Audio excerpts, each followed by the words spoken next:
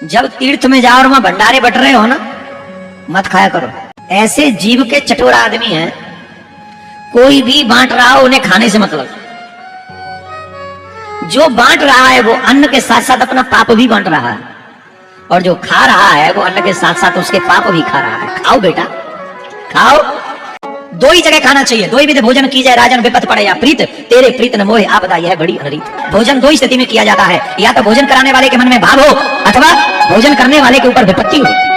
न तो मेरे ऊपर कोई विपत्ति है और न तेरे मन में भाव है, तो बता मैं कैसे तेरे यहाँ के भोजन करता। तो हम लोग तो किसी के भी यहाँ जाके खड़े हो जाते हो, खा लेते हैं, हाँ या ना? बोलो। तो आज ये बात नोट कर लो, जब भंडारे में जेते हो ना जाके किसी के भी यहाँ, तो समझ लो उसके पाप खा रहे हो और अपने पुण्य प्रदान कर रहे हो उसे। हाँ, आप सीखो और ले लो। एक और बात, कितना भी खिला लो, खाने से इच्छाएं पूरी होती नहीं। इच्छाओं का बढ़ते रहना ही मृत्यु है। क्या जी? इच्छाओं का बढ़ते रहना ही मृत्यु है। इच्छाओं को पहचान लेना ही ज्ञान है। इच्छाओं का बढ़ते रहना ही मृत्यु है, इच्छाओं को पहचान लेना ही ज्ञान है, और इच्छाओं का त्याग कर देना ही वैराग्य है। उसे भंडारा पर एक किसान था, वो खेत में हल चला रहा था, बैल जुते हुए थे, खेत को जोत रहा था। तभी लगभग 11:30-12 बज रहे थे। उसकी पत्नी, आपने गांव में सुना होगा, पति खेत में किसानी कर रहा होता है और पत्नी उसके लिए भोजन लेकर जा रही होती है ना। पत्नी भोजन लेकर के गई। भोजन में क्या? केवल अचार और रोटी। तभी वहां पर एक बहुत बड़े सिद्ध संत निकल रहे थे वहां से। संत के साथ भक्तों की बहुत बड़ी भीड़ भी थी।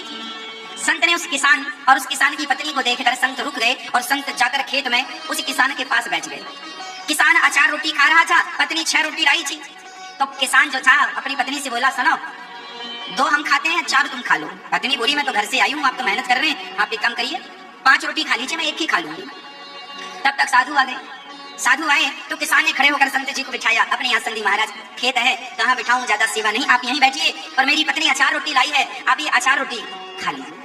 संत के सामने एक पत्तल पर किसान ने अचार और रोटी रख दी, और संत बड़ी प्रसन्नता से किसान और किसान की पत्नी की ओर देख रहे हैं, और बड़ी प्रसन्नता से संत ने किसान ने 6 रोटी संत को दे दी। किसान ने कि आप खा लीजिए, अतिथि देवो भव, हम तो फिर खा लेंगे।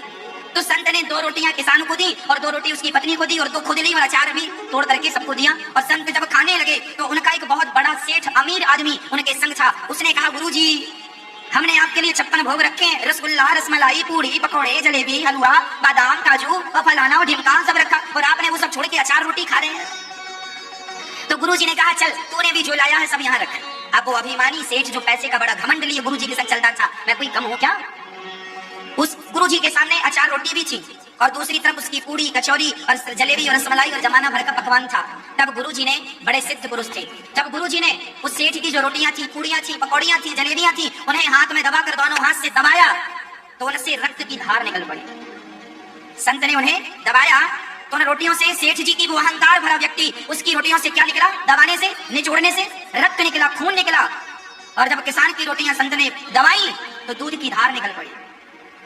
लोग स्तब्ध रह गए, महाराज ये क्या दिखाया आपने, इसका क्या अर्थ समझे हम? तब कहा सेठ जी ने कि देख, ये जो तेरे 56 भोग है ना, ये तेरी बेईमानी के कमाए हुए 56 भोग हैं। तू बेईमानी से पैसा कमाता है, लोगों का खून निचोड़ता है ना। तू आज देख लो, आप गरीब आदमी हैं, वो कहे कि मैं बड़ा गरीब हूँ, डॉक्टर साहब जरा 2 पैसे कम ले लो। डॉक्टर कहते नहीं, पैसा तो इतना ही लगेगा, फीस तो इतनी ही है। सेठ जी, जरा हमारे पास पैसे कम है, जरा आटा सस्ता दे दो हमें ना, पैसा तो इतना ही लगेगा।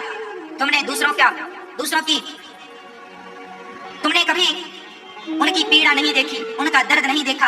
हर हाल में बस लूटते गए, गलत काम करते गए, और उसी गलत काम से तुमने जो धन कमाया है, तुम्हारे बने पकवानों से देखो रक्त की धार निकल रही है। और ये किसान जो मेहनत करता है, हल चलाता है, मेहनत की रोटियां खाता है, तो भले वो बासी रोटियां हो, देखो उससे दूध निकल रहा है। मेहनत और ईमानदारी और सत्य की जो रोटियां है ना, वो दूध में डूबी हुई होती हैं, और पापाचार भ्रष्टाचार की जो रोटियां हैं वो रक्त में डूबी होती हैं। अब आप देख लो कि आप रक्त में डूबी हुई रोटी खाते हैं या दूध में डूबी हुई रोटियां खाते हैं।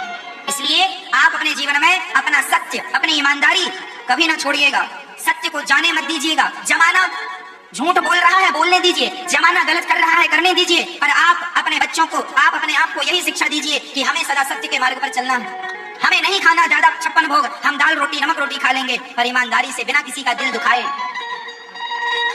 सबका दर्द समझना, सबकी पीड़ा समझना, यही हम इंसानों का धर्म है, यही कर्तव्य है। नारद जी कहते हैं, आज तो सत्य का नाश हो, सत्यम नास्ति।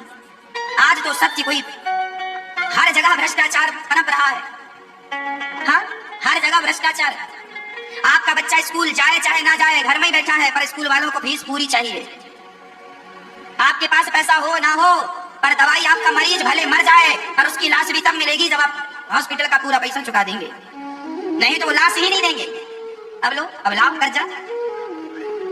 व्यक्ति धर्म भूल चुका है, व्यक्ति इंसानियत भूल चुका है, केवल पैसा। सत्य का मानो नाश हो गया। इस कलिकाल में मानो सत्य बचा ही नहीं। आज ये पृथ्वी टिकी है तो केवल सत्य के बल पर टिकी है। कुछ मुट्ठी भर सत्य वाले लोग हैं जो सत्य के मार्ग पर आज भी चल रहे हैं। आज भी बहुत सारे डॉक्टर ऐसे हैं जो ईमानदारी से निःशुल्क सेवा में लगे हुए हैं, अपना जेब का पैसा भी खर्च करके लोगों की सेवा कर रहे हैं। बहुत बहुत धन्यवाद दोस्तों, वीडियो पूरा देखने के लिए। मुझे उम्मीद है कि वीडियो आपको अच्छा लगा और महाराज जी की बातों से भी सहमत है।